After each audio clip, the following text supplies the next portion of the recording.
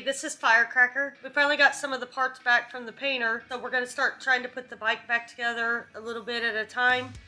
We still have some special things we got to do to it, so we're not totally done with the paint. We're going to start putting the bike back together in reverse order. So the first thing we're going to start putting together is the rear fender.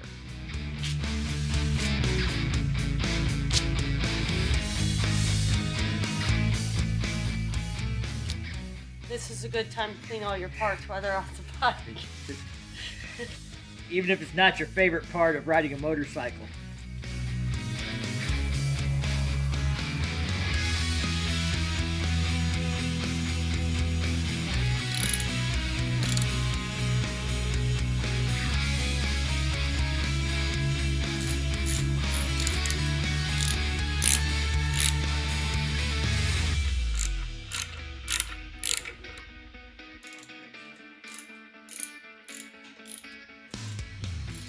So we mounted the fender on with the front bolt, and now we've got to rotate the rear crash bars back. We put rear crash guards on her Sport Glide, so we have a washer spacer that has to go in here. Crash bar rotates up, and then this bolt goes in. So depending on if you're running these crash guards or not, your assembly might be slightly different. Still getting the rubber. All right, we're getting ready to put the front fender on.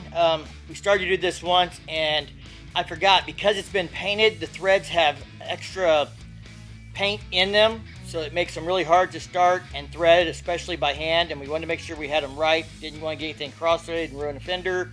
It's not something that's easily fixed. It can be retapped and oversized, but that's a pain in the butt, and we want this to look good and look right, so we took it over to the bench. We ran the bolts in all the way through to clean the paint out, and hopefully she goes on easier this time.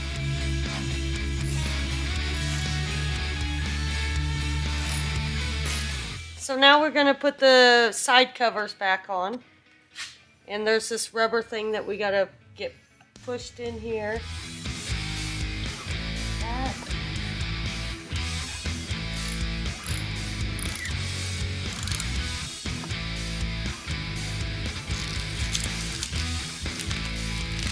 Alright guys, we're getting ready to put the saddlebags back together.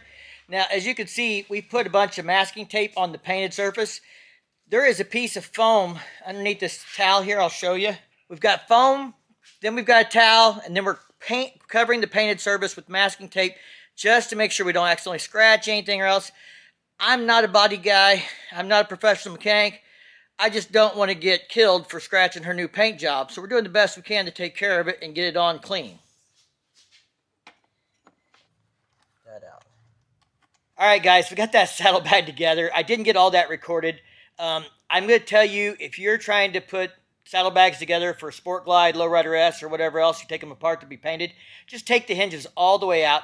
It's a lot easier to put the hinge on the interior bag, the interior side of the bag first, and then reattach it to the outside. It's really hard to have it, try and get lined up with it attached to the outside bag first. So attach it to the inside, then the outside. Just take it all apart and don't worry about it to start with. That's a lot easier. Just take my word for it.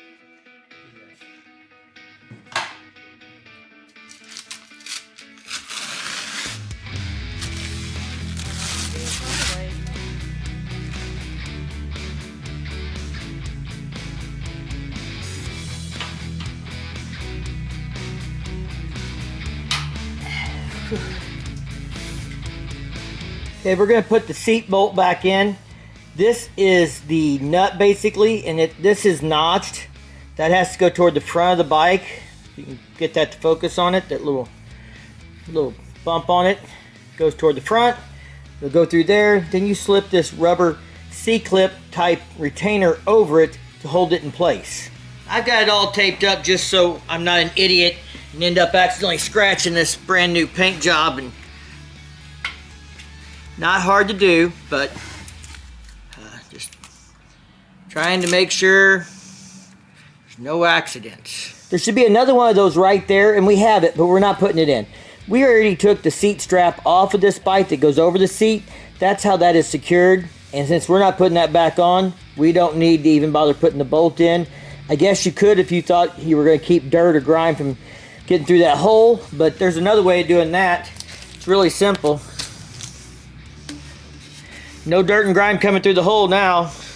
There's another one of those that goes right here in the tank, and this is where the tank bib secures to. I have to put that in. I haven't done that yet. Just so I have a little room to work. Lift it up, and we put a box underneath it. Not really worried about it falling or going anywhere, but if I am, I can always put a little cushion underneath there and the box in there. Next, we're going to put this rear tank bolt through.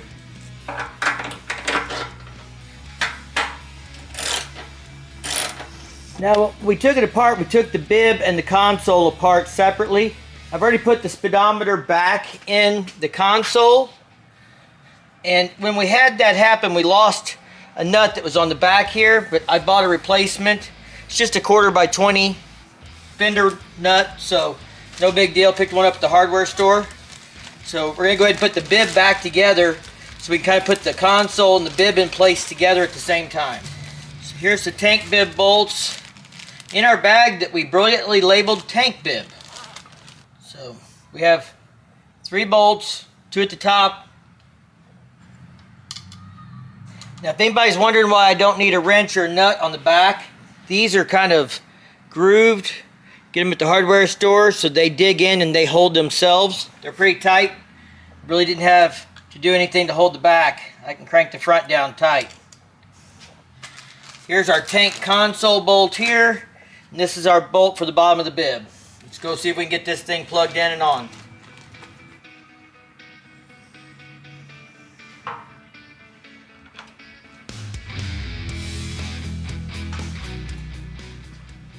Alright, we're back up here at the shop. I got the tank console on, did a test start on it last night and everything. And, it started, so I'm going to put the seat on it. And Firecracker's going to be here in a few minutes to help me get it off the lift. I want to get the bike off the lift before I mess with testing the clutch adjustment and the brakes and all that kind of stuff. I want to be able to roll it and see if it makes a difference, if I'm, got the clutch in or not, those kinds of things. If I can tell, make sure it's actually, kind of doing its thing. So let's get the seat on this thing and get it ready to come off the lift when she gets here.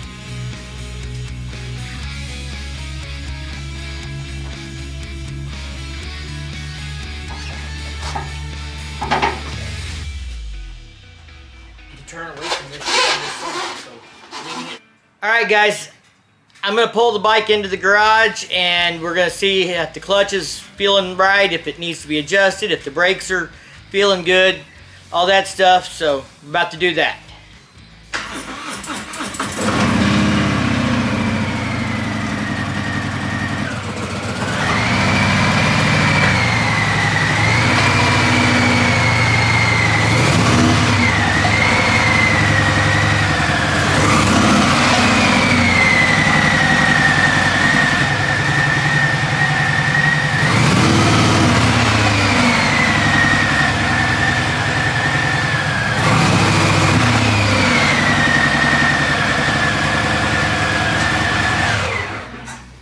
Okay, I was editing that video and I just realized I didn't explain to you in that video why I was testing the brakes and the clutch after assembly and disassembly for paint. Well, that's because we put bars on the bike while it was on the rack, but I didn't think that you might have missed that video.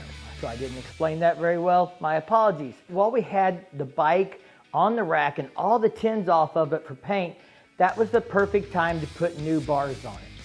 If you want to know what kind of bars we put on it and how that process went, well, you can watch that video, or that video, or yeah, one of them. It's up there. Now we did put like 12-inch apes on hers, so as a result, that meant we had to change the upper brake line and the upper part of the clutch cable assembly. But because of that change in the cables and the brake lines and the clutch, that meant I needed to make sure the clutch was still in adjustment well. And of course, putting a new brake line on means that there's going to be air introduced into the line, so we had to bleed the brakes. This does have ABS on the front, so there's also a process about bleeding the ABS system and all that. And if you want to know if we did it or we didn't do it, or how I did it and how it's been, well, like I said, that's that other video. Anyway, we're going to wrap this one up. I know you're probably dying to see how this bike looks out in the sunlight, so that part's now. We'll see y'all in the next one.